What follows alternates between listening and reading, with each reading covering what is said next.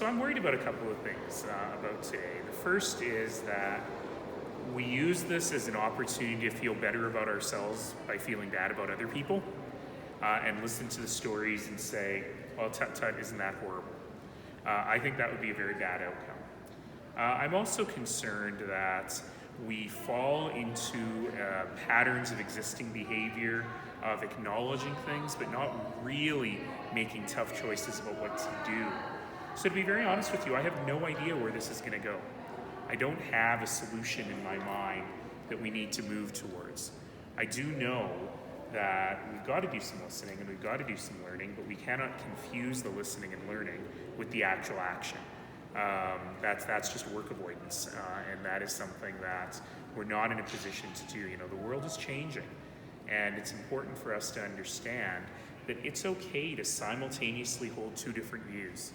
One of which is that we should be proud of what we've done in pluralism and inclusion in this community, and the second is we got a lot of work to do to be anti-racist. And they may sound contradictory, but I hold both of those views, and I think that what we've got to do is define how we move from a good place to a place where people really have an opportunity to live a life of dignity.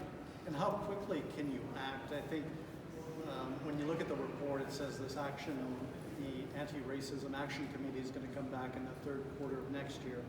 For many people, is that, you know, is it too long? They're looking for things to change overnight, but that can't happen, but you got to move quickly, don't you? You know what? Society moves very, very slowly until it doesn't. And for me, I really feel, I've used this analogy before, but I really feel like this is like hiking in the mountains in the spring where everything is melting slowly and suddenly you hear a crack and the ice breaks and the water starts to flow. And so I think our issue now is how do we channel that? Because not everything can happen overnight.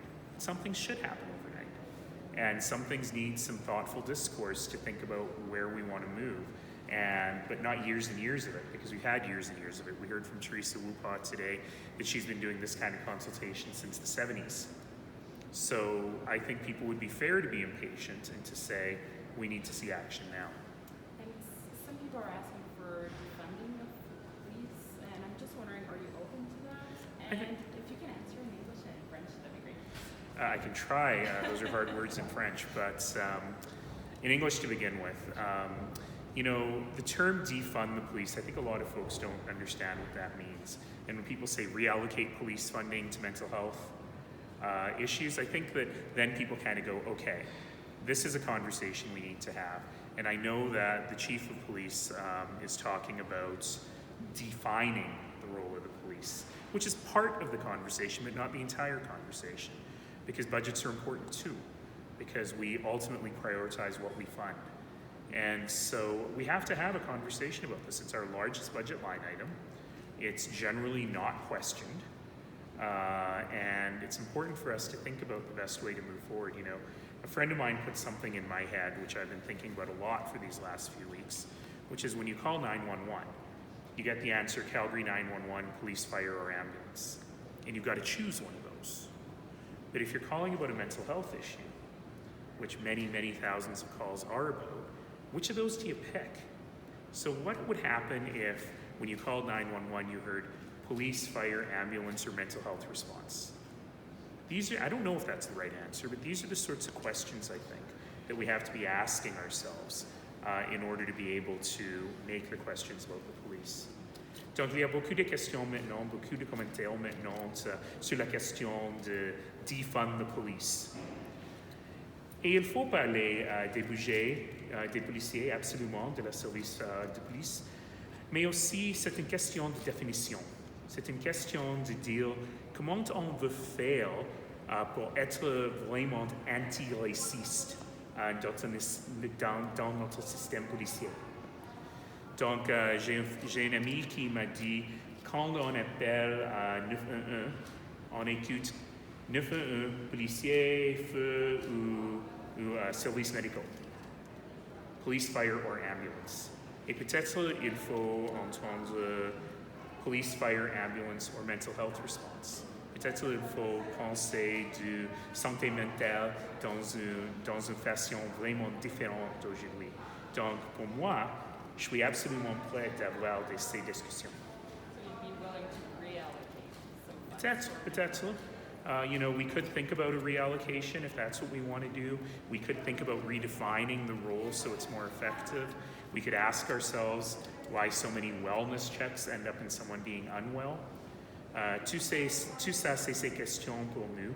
Et pour moi, la porte est ouverte. Okay? Can I steal you on a sidebar question? Sorry? Can I steal you on a sidebar question? Yes, of course. So today in Toronto, masks became mandatory. It's coming in with on the 27th in Montreal. Any further steps from the City of Calgary to potentially be putting down the same mandate, or where are you guys at in that discussion? So I am answering that question with my mask on, and you'll see that today at Council, because we've got some people from the public visiting, we are wearing masks. Look, there's three things you got to do. You got to keep your distance. 6 feet, 2 meters, 36 mini donuts apart. You got to wash your hands, have good hygiene, but you got to wear a mask. And our level of mask wearing in Calgary, in stores and public transit in particular, is way too low. And I've been pushing, saying you got to do it, and people aren't doing it. So if Calgarians are not willing to do it on their own in order to make sure we get to stage 3, we prevent a second wave, we open the economy more, then certainly we'll look at all of our options. And it is not at all lost on me that Montreal, Ottawa, Toronto, and the cities around Toronto all have mask mandates now. And if that's something we need to examine, then that's something I'm very happy to bring forward to Council. What about, have you gotten the legal opinion? You were talking. Yes, we can do it. So why not do it? Well, I think we might want to. Again, you only want to put in a bylaw if it's needed.